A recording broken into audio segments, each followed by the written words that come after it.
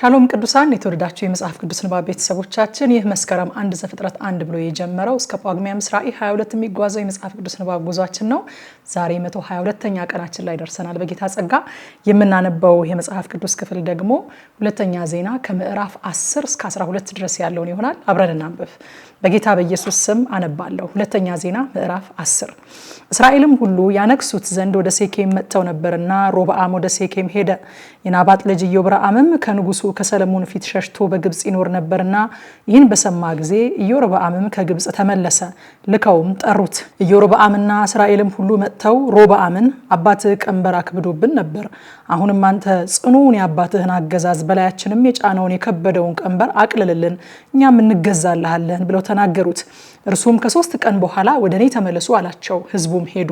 ንጉሱም ሮብዓም ለዚህ ህዝብ መልስለት ዘንድ የምትመክሩኝ ምንድነው ብሎ አባቱ ሰሎሞን በህይወት ሳለ በፊቱ ይቆሙ ከነበሩት ሽማግሌዎች ጋር ተማከረ። እነርሱም ለዚህ ህዝብ ቸርነት ብታደርግላቸው፣ ደስም ብታሰኛቸው፣ በገርነትም ብትናገራቸው ለዘላለም ባሪያዎች ይሆኑልሃል ብለው ተናገሩት።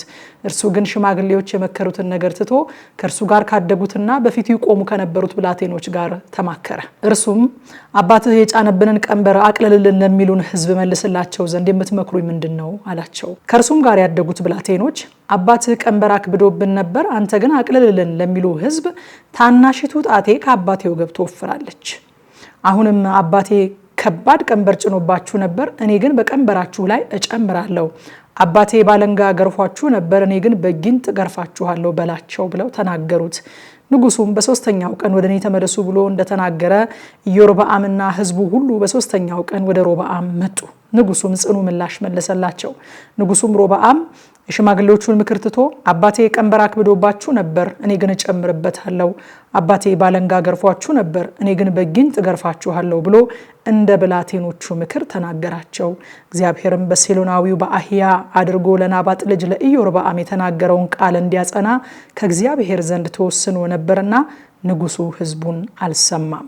እስራኤልም ሁሉ ንጉሱ እንዳልሰማቸው ባዩ ጊዜ ህዝቡ በዳዊት ዘንድ ምን ክፍል አለን? በእሴይም ልጅ ዘንድ ርስት የለንም። እስራኤል ሆይ ወደ የድንኳኖቻችሁ ተመለሱ፣ ዳዊት ሆይ አሁን ቤትህን ተመልከት ብለው ለንጉሱ መለሱለት።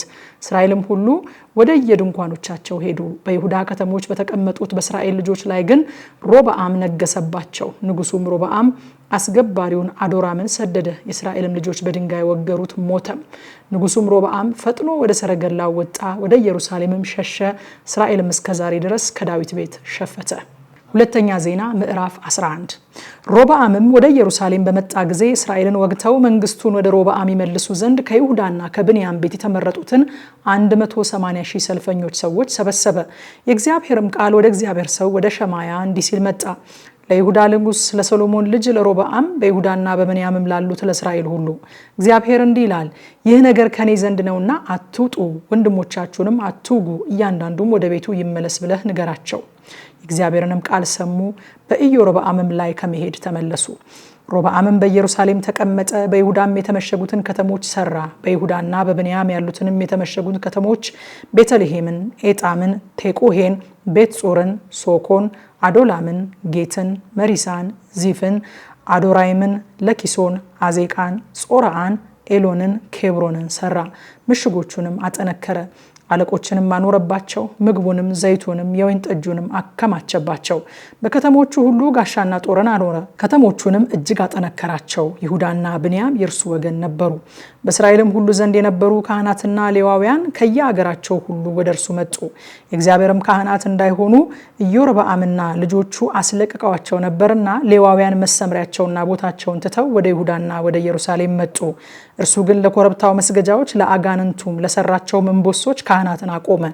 ደግሞም ለአባቶቻቸው አምላክ ለእግዚአብሔር ይሰዉ ዘንድ ከእስራኤል ነገድ ሁሉ የእስራኤልን አምላክ እግዚአብሔርን ለመፈለግ ልባቸውን የሰጡ ሁሉ እነርሱን ተከትለው ወደ ኢየሩሳሌም መጡ። 3 ዓመትም በዳዊትና በሰሎሞን መንገድ ይሄዱ ነበርና 3 ዓመት የይሁዳን መንግስት አበረቱ። የሰሎሞንንም ልጅ ሮብዓምን አጸኑ። ሮብዓምም መሐላትን አገባ። አባቷ የዳዊት ልጅ ኢያሪሙት ነበረ። እናቷም የእሴይ ልጅ ኤልያብ ልጅ አቢካኢል ነበረች። እርሷም የኡስን፣ ሰራያን፣ ዘሃምን ወንዶች ልጆች ወለደችለት። ከእርሷም በኋላ የአቤሴሎምን ልጅ መዓካን አገባ።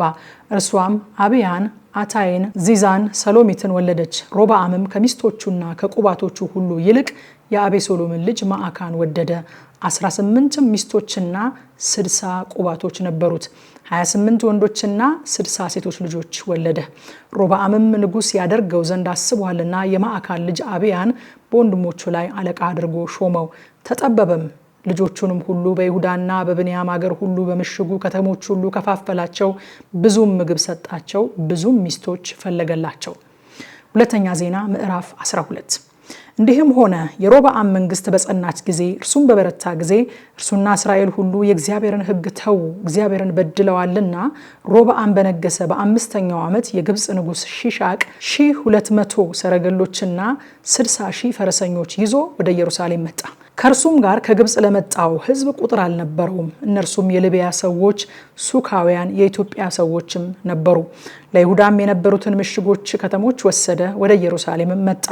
ነቢዩም ሸማያ ወደ ሮብዓምና ከሺሻቅ ሸሽተው በኢየሩሳሌም ወደ ተሰበሰቡት ወደ ይሁዳ መሳፍንት መጥቶ እንዲህ አላቸው፣ እግዚአብሔር እንዲህ ይላል፣ እናንተ ተዋችሁኝ፣ ስለዚህ ደግሞ በሺሻቅ እጅ ተውኳችሁ።